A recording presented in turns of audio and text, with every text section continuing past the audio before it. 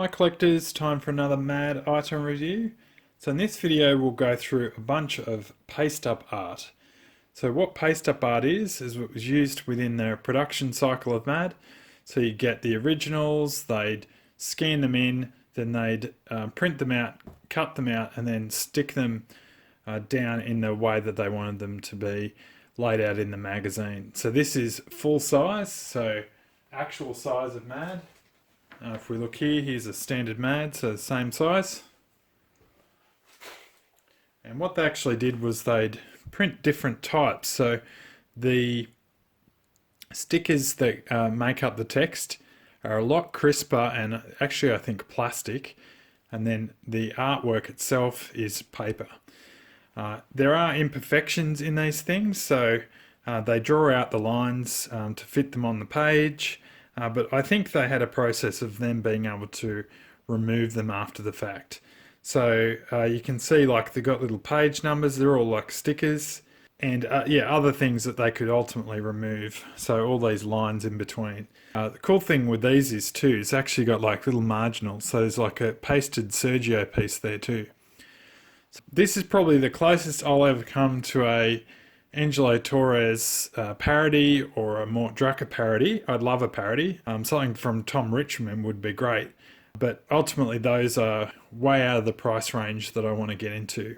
So with some of these paste ups too, you'd end up with one page that kind of doesn't match the other, and it's because it was just part of the book. So first we have a bit by Duck Edwing, and then we have the Don King parody. So here we have like the little getting an exploit opinion department, those types of setups for the magazine. So that's the first one. So we'll go on to the next one. So here you can see blue marks there, and you can't see it here, it's behind the matting, but it would have actually said usually the page number, and it will definitely say the MAD it came from. I don't know which one this came from.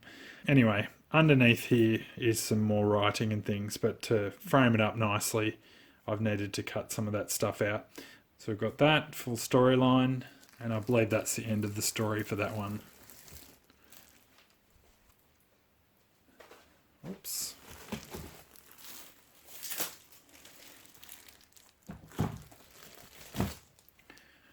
Next up we have the lighter side of. So this one's a bit different in that this is actually cut out of the magazine.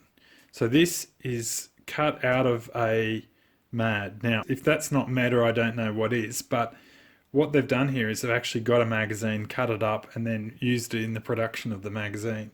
I mean, you can tell by the fading of the text there, it's the same paper that they would have used. As I said before, these are really high quality stickers to keep the crispness of the text, and the same with those, and the artworks are just paper, and we have another little marginal there. I really like how that one looks as well, because it gives a bit of a colour difference. Obviously it was all in black and white, but if you can't own the original art, this is the next best thing. It's a frameable piece, looks really nice, and that's kind of why I bought these at the time I bought them. They're a bit harder to get now, but they're still definitely out there because every magazine up until the digital age, every page had to have production art, and most of that was kept. So okay, here we have a piece by Jack Davis, and this is the last piece in the series. So why sports life is harder than real life. We have all the different pieces of art there. Same with this one. I wouldn't be able to buy a piece of Jack Davis art because it'd be insanely expensive. Something like this would probably be $3,000 or $4,000. This actually also would have been late in Jack's career in MAD, because it has Desmond Devlin, who was with MAD right up until they left New York, so fairly recently. So this would have been his second resurgence into MAD, because like he did the cover for number 2, which I've shown before as several different items. It's one of my favourite covers, and Jack Davis and Desmond would have worked together. One of the interesting things here too is you've got like little drawings underneath the pieces. Obviously I don't want to pull it up, but I'd love to know what was behind there. Why did they draw on it? Maybe this was actually used as a mock-up for a completely different page. I don't know. But anyway, I like how it's framed up, and it's definitely a way to buy a piece of art that isn't, astronomical in price, and really does show, the things that go into the making of Mad.